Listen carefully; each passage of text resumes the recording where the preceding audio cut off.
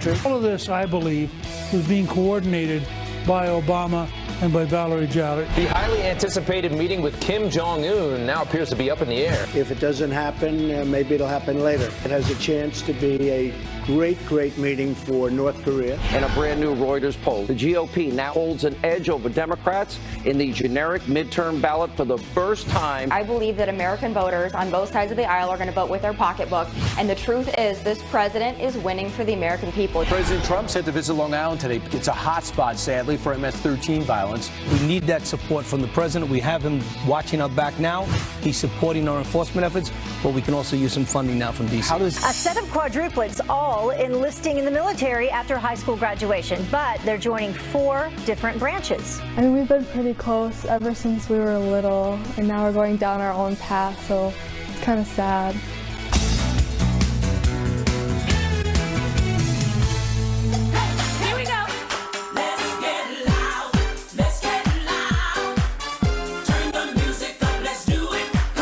Thank you very much, J-Lo. Starting hour 2 of Fox and Friends for this, the 23rd day of May 2018.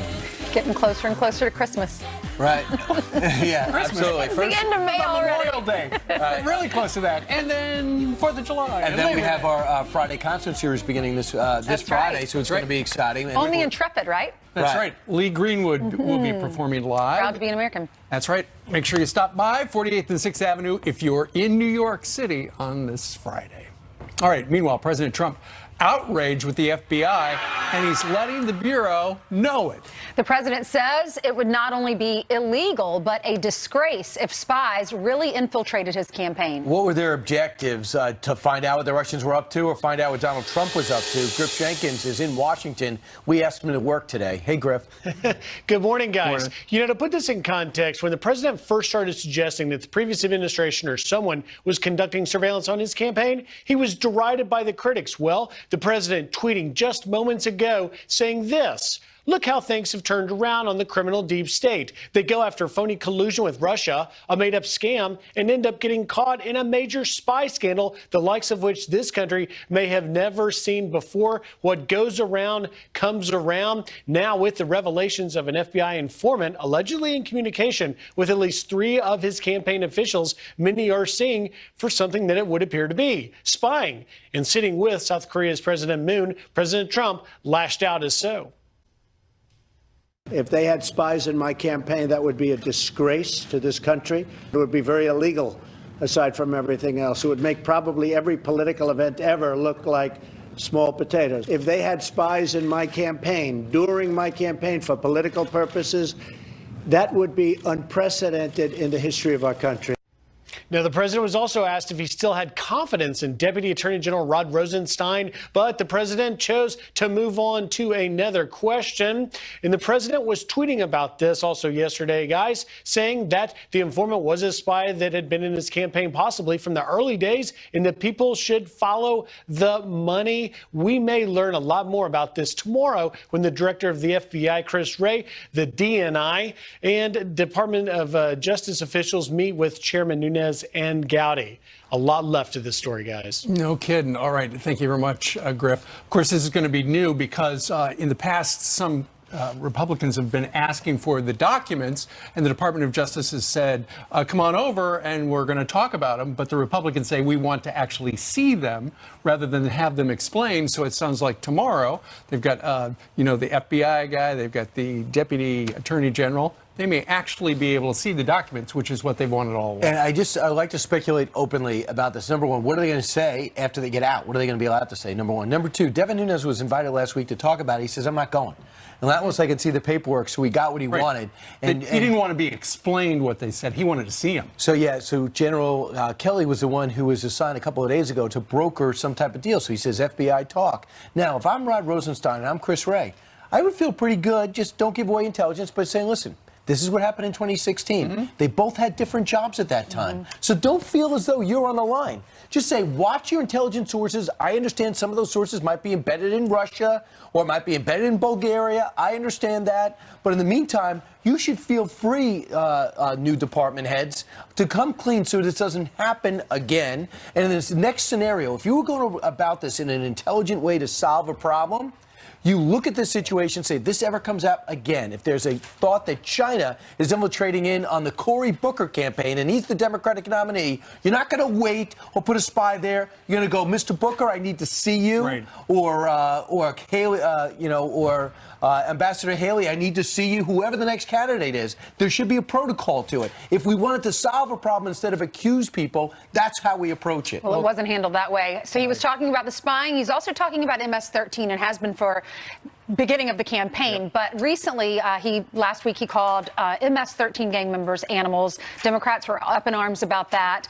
He was talking about Nancy Pelosi's comments, because Nancy Pelosi, I mean, if you think about what she wants to raise taxes. She doesn't want border security, and she's calling the gang members basically children of God, and we need to look at them with deity. And so the president says he disagrees with that. Listen to this. Just the other day, Nancy Pelosi came out in favor of MS-13. That's the first time I've heard that. She wants them to be treated with respect, as do other Democrats. That's not going to be happening. We're not going to release violent criminals into our country. And people don't want violent criminals in the country, and that's what it's all about. That's why the president is going to Bethpage, Long Island later this afternoon. What's interesting, though, I was reading on, I think, WABC Channel 7 here, their webpage, it said there are going to be protests because they're going to be claiming that the president's xenophobia and racism, their words, not welcome on Long Island. They say that the president is using gang violence to paint all immigrants with the same broad brush. If you listen to his words and don't listen to the rhetoric, he's not doing that, never did that. The other thing to keep in mind, too, is there were protests even yesterday about the president coming. He was going to go in the morning. Now he's going to be landing around 2 o'clock, and he's going to go to a place where he had huge rallies during the election. Patrick Ryder is Nassau County Police Commissioner. He is going to be at the round table, and he's got the stats for the president, the questions, and the requests. Listen.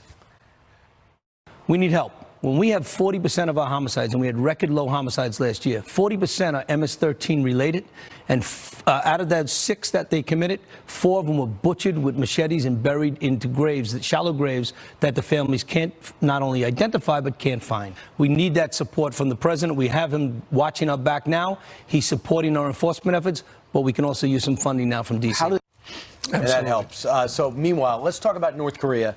The president yesterday has been very measured, as says, listen, I'm not sure if this thing is going to come off in Singapore for a variety of reasons. He did openly speculate whether that meeting with China a couple of weeks ago really changed the tone of Kim Jong-un. He had a different approach, started complaining about South Korea, canceled the meeting after China, that China meeting at the beach somewhere with President Xi, who called him a very good poker player. Did the president of that leader? Sure. So the big question is it still on? I was listening on the radio, and everybody was talking about, it sounds like it's not going to happen.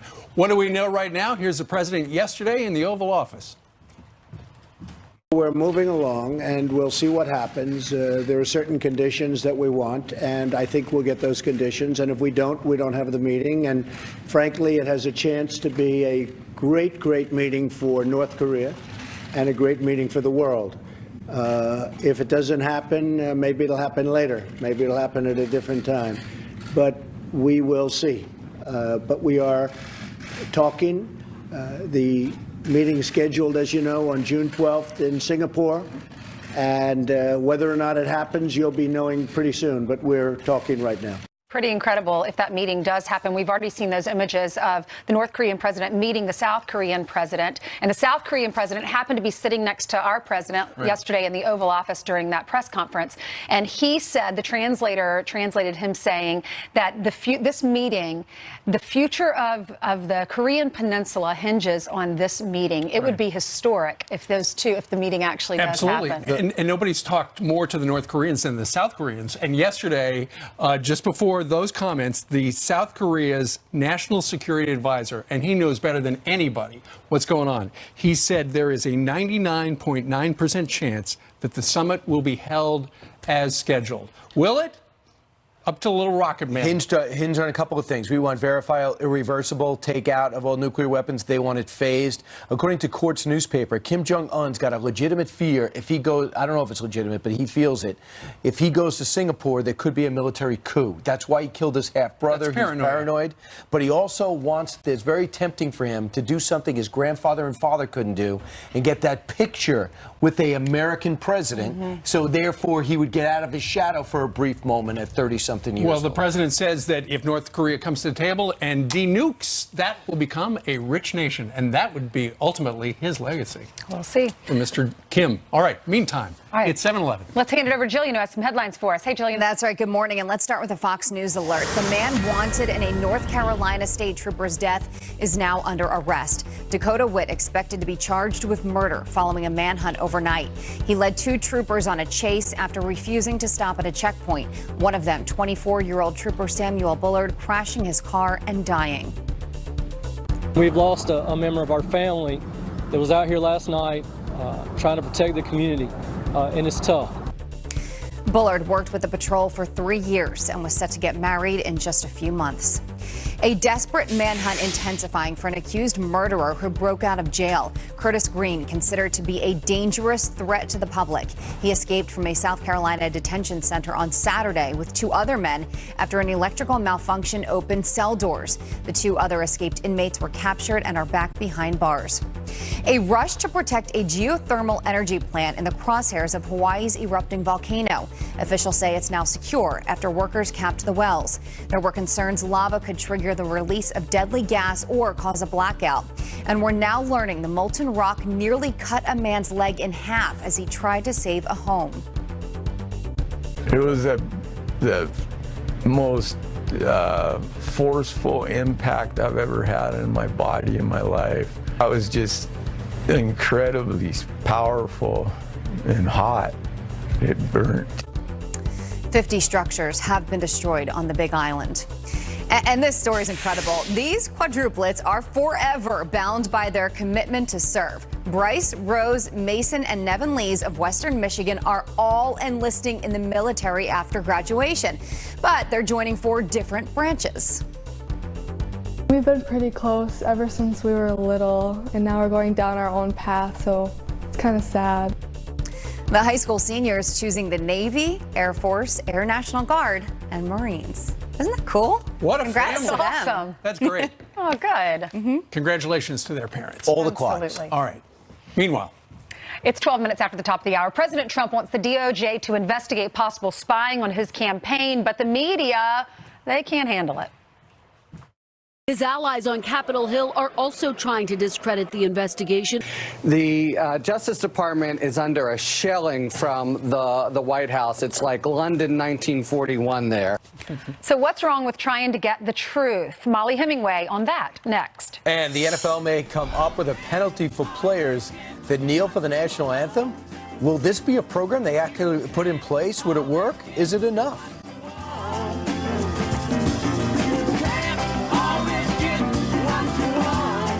Is really to abuse his authority, as he has been doing, to intervene in a legitimate investigation. It's not just the president. His allies on Capitol Hill are also trying to discredit the investigation. The Justice Department is under a shelling from the White House. It's like London 1941 there.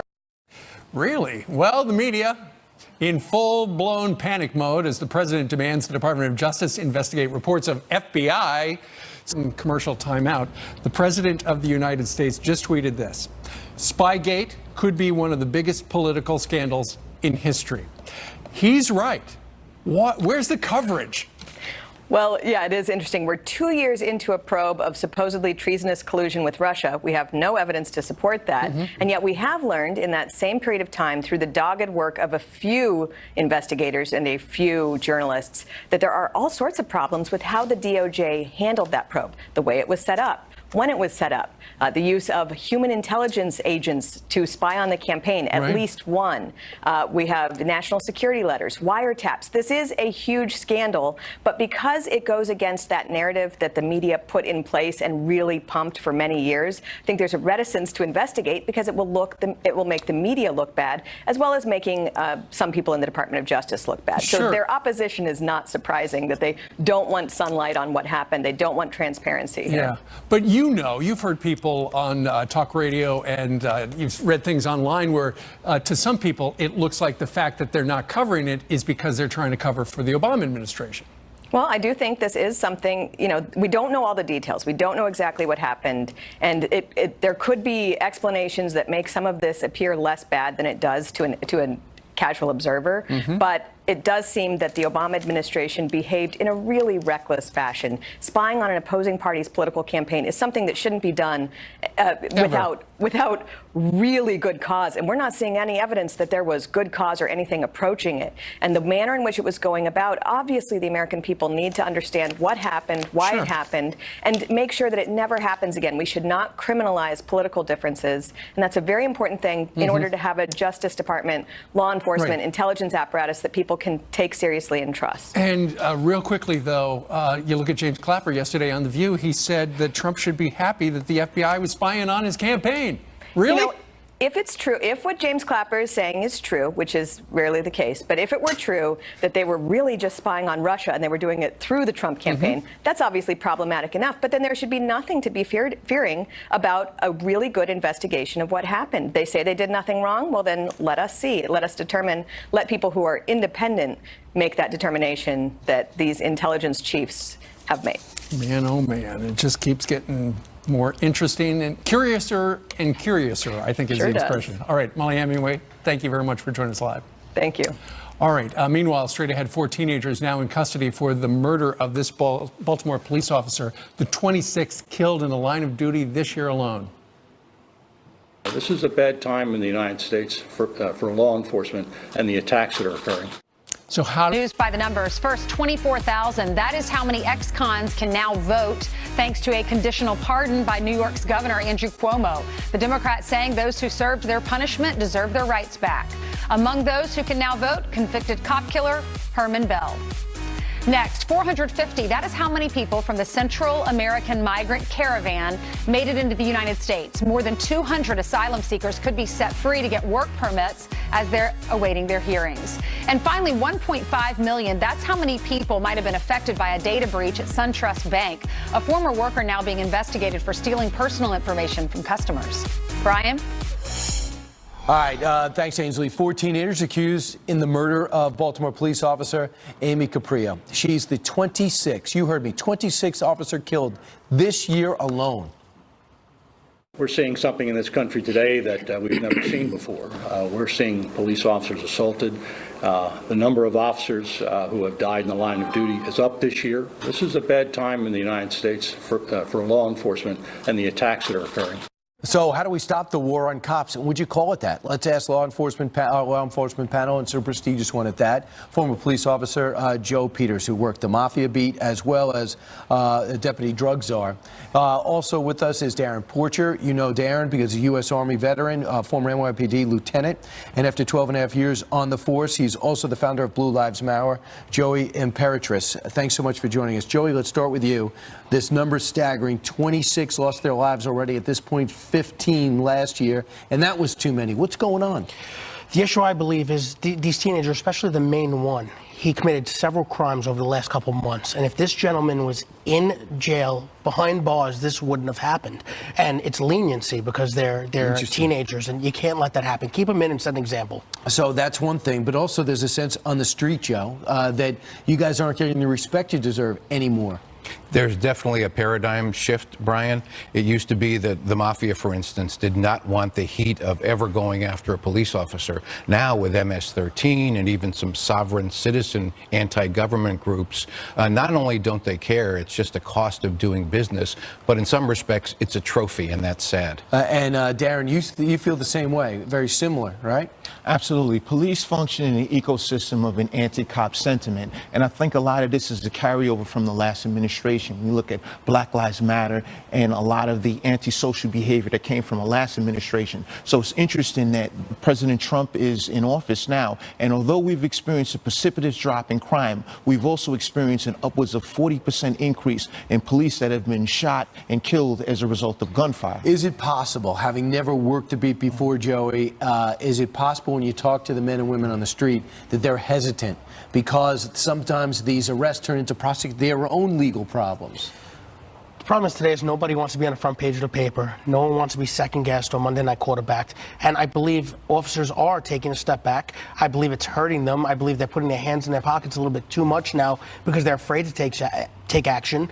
And it's got to change. They have to learn that this is life and death. This is real nowadays. So the body cameras are one, the body cameras are on. I sense that cops who might have been reluctant are more into this now.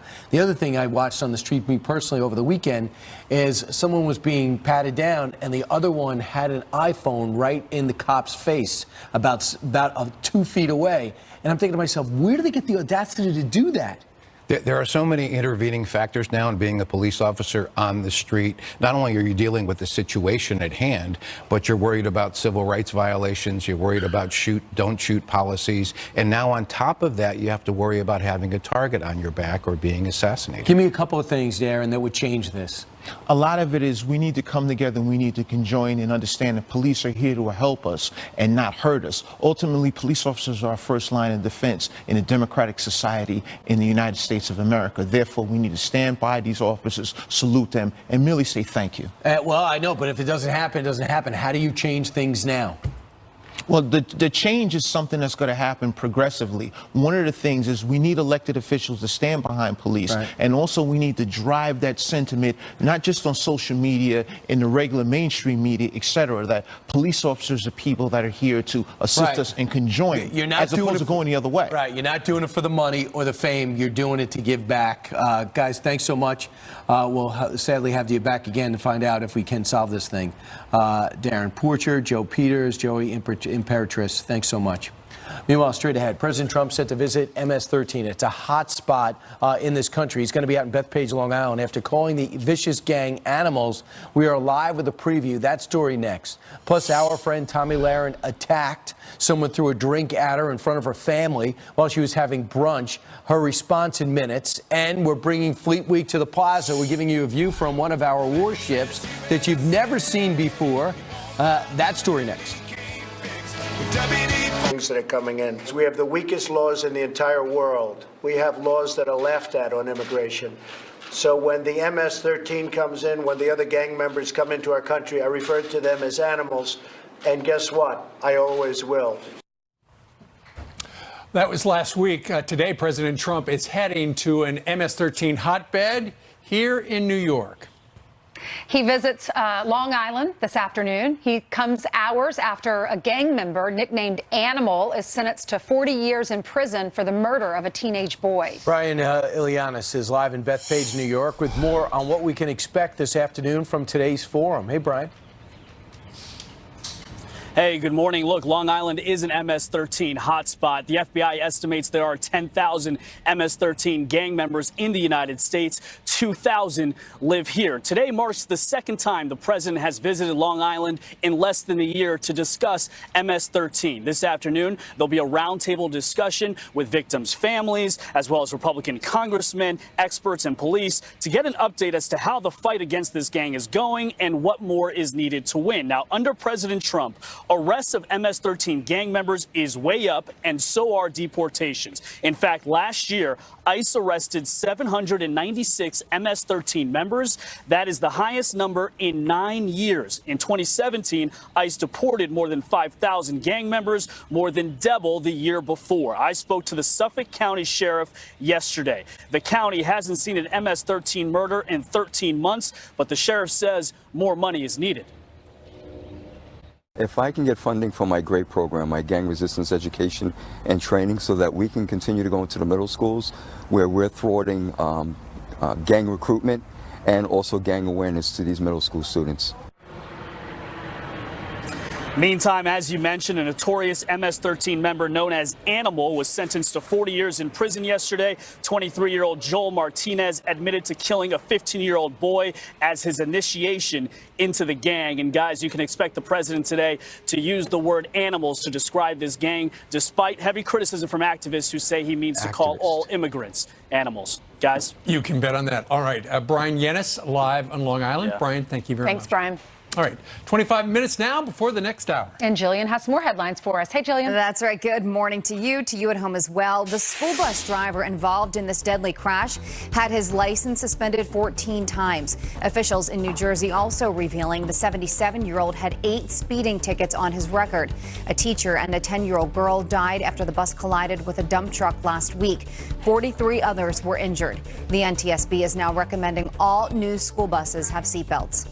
The NFL is looking to establish a new national anthem policy. Talks so far have yielded some suggestions and results and will continue today. And those suggestions include keeping all players in the locker room during the anthem or a 15-yard penalty for teams with players that do not stand. Current policy says players should stand for the anthem but does not require it. Fox News contributor Tomi Lahren is responding after someone threw a drink at her in front of her family. You don't have to like me, you don't have to agree with my political opinions, but you don't have the right to throw things at me. It's really disheartening, but again, I'm tough, I can handle it. There are those out there that might not have as thick a skin, and that's the people that I worry about. Lahren was walking out of a Minneapolis restaurant where she was eating brunch with her parents. Another customer stood up and threw a glass of water while cursing them out. Take a close look at this plaque. Can you tell who it is? Yeah, probably not, because most people say it looks nothing like the woman it honors. Olympic gold medalist Brandi Chastain's new Bay Area Sports Hall of Fame plaque is going viral. You can see why. People comparing the soccer star's likeness to Babe Ruth, John Voight, even former President Jimmy Carter. The Hall of Fame will redo the plaque. That's what's going on in the news right now, but let's take a look at the weather with Adam Klotz. And I know you've got a lot going on across the country, Adam. Yes, we do, Jillian. Still, we're talking about being several weeks away from the start of hurricane season. We're talking about a tropical system. This, a big low pressure system off the Yucatan Peninsula. In the next 5 days, a 50% chance of forming. It's still early, so there's a lot of possibilities about where this could possibly head. Maybe the middle of the Gulf, maybe running up through Florida. But either way, as it heads to the north, there are going to be some areas across the country that get a bunch of rain. This is still early, but I think widespread across the southeast, Florida, anywhere from 6 to 8 inches, guys. It's going to be soggy come Memorial Day. But it's dry outside right now. All right, thank you very much, Adam. Meanwhile, often called the Swiss Army knife of the U.S. fleet, the U.S. Navy amphibious warships have been designed and built for capability and survivability. That's right. And to celebrate Fleet Week, we are bringing you a 360-degree look inside the ship in action. I can't wait because we're on land. Let's go inside and see what it's like to be on the deck of these warships by being on a veranda. Let's bring in the executive director of the Amphibious Warship Industrial Base Coalition, Greg McCarthy. Greg, what have you done for us? So what we're trying to do is help people better understand how important these ships are to the Navy Marine team. Amphibious warships provide the Navy and the Marines the platform for aircraft, for landing craft, for weapons, to get them in place for when to respond to crisis. All right, so Greg, because it's Fleet Week coming up very shortly, you've got this display here. It's here in our plaza. It looks like an igloo. We're going to go inside and see what folks see when they come to Fleet Week, and this will be set up where? So this will be set up in various places around the city for Fleet Week. Welcome to U.S. Navy. And we're starting at the beginning. Exactly. And the key to these ships is it's a combination joint venture between the Marines and the U.S. Navy. Exactly. So people know what submarines are and aircraft carriers. But amphibious warships are critical to the Marine Corps specifically because these are the ships that the Marines are placed on and respond to crisis around the world. And Greg, what I think is pretty cool is people will know you get $700 billion. I think it's important for the public to know where their money's going, right? It is. And it's been great that Congress and the President has provided an increase in defense spending, but we're right now suffering from a lack of funding over a number of years. There are 31 amphibious warships right now. The Marine Corps believes that they they need at least 50, and 38 would be the ideal requirement. How modern is our military, and how important is that? It is so important that we make sure that these ships are available to respond to crisis, and so we're building these ships right now, and we're providing them the technology that is just top of the line. And the technology has changed. I mean, today's warships are a lot different than they were during the big one. Exactly. So what we see here right now is the Marines in landing vehicles, but also these ships right now are flying F-35Bs, the highest technology in fighter aircraft. Used in first time in combat, I think, yesterday by the Israelis. Exactly. And so these ships right now are deployed around the world, and they're deploying the F-35B. So these are flexible platform, and you can put the technology that the Marine Corps needs to respond to What crisis. is the goal for all of this, the 360-degree look? So what we're trying to do here is put people in the middle of the action aboard an amphibious warship. People from the movies know what an aircraft carrier is and a submarine is. Amphibious warships aren't as familiar to people, and so what we do is we use this 360 video to help people better understand and be able to be part of the action with the Marine Corps. All right, well, folks will be able to check it out this week over the holiday here in New York City with Fleet Week. Greg, thank you very much. So I just want to point out USS Arlington, which is one of the amphibious warships, will be in the harbor, and people should go out and see it and spend some time. Take the kids. All right. Thank you. And the show's starting again. All right. Meanwhile, coming up on Fox and Friends, a judge ordering a 30-year-old unemployed man out of his parents' house. They sued to get him out. Should they have let him stay? Your email coming up. I have an aircraft carrier with his name on it. And President Trump says his summit with Kim Jong-un might not happen. But is this just the art of the deal at work? Pete Hegseth is live on that next. Coming in. It's time to try the simulator. Hey, Pete. Hey. Come on in. How are you? I'm good. Security number. Great. Social media giant now requires if you want to buy U.S. political ads, cough it up. It's a new initiative to make sure the people buying the ads are actually Americans. And buyer beware, if you return too much stuff to Amazon, you might wind up getting banned. According to the Wall Street Journal, dozens of users have had their accounts canceled without warning and are not allowed to open a new one or buy things. Amazon doesn't have an official limit on returns, but says it has the right to terminate accounts at its discretion. Also, North Korea could dismantle its nuclear test as early as today. This is President Trump admits the high-stakes meeting with Kim Jong-un on thin ice. Well, here to weigh in on this is Fox and Friends weekend co-host Pete Hegseth. Pete, you think it's going to happen? Morning. I think so. I mean, one of the South Korean leaders puts it at 99.9. You know, we'll see. They have more inside knowledge than we do. But June 12th, that specific date is not the important part.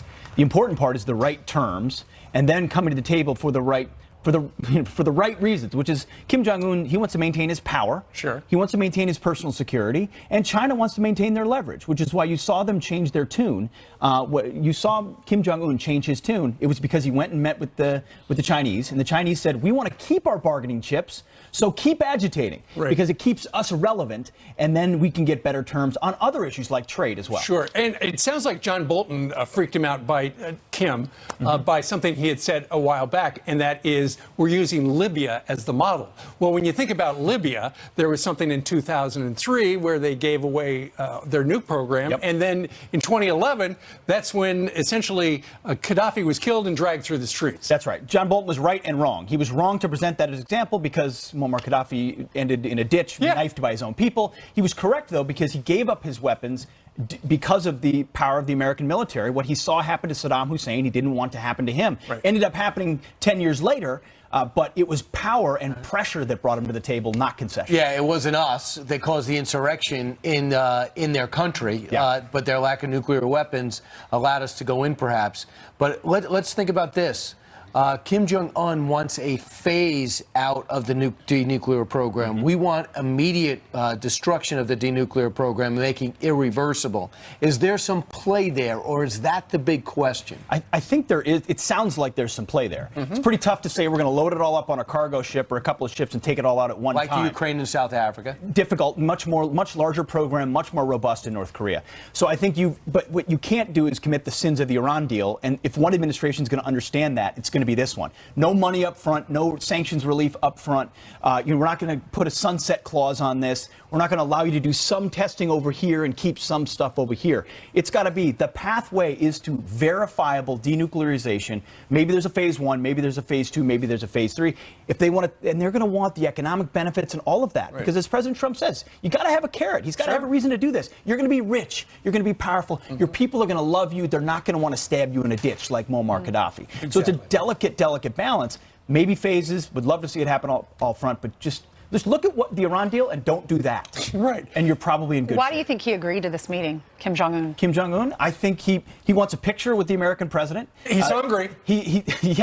The sanctions are having massive effect there. There's no doubt. The Chinese have put the screws to him on that. Chinese are still playing a double game, absolutely. And then I think there's probably a point at which the guy who wants to meet with Dennis Rodman and loves NBA basketball and loves Western pop culture, probably doesn't love being the guy that has to murder his people all day long, probably wants some normalization. And let's give it to him if we can make the world safer. And there was a story from the Far East that he's concerned about a military coup when he leaves the country. Great point. Remembers Turkey? How could you not be? And so then you've got the President of the United States made it very clear yesterday that if he does denuke, we will make sure that he is protected. Yeah. All right, Pete, thank you very much. Thanks, We'll Pete. see you on the weekend. Good job. All right. Appreciate it. All right, President Trump not afraid to call members of MS-13 animals. So why won't the left do the same? Dennis Prager has an idea, and he's going to join us live in the next hour. Plus, Memorial Day weekend is almost here, so it's time to fire up the grill, right? We've got top options for your barbecue this weekend, especially if you're doing it on turf. Ace is the place.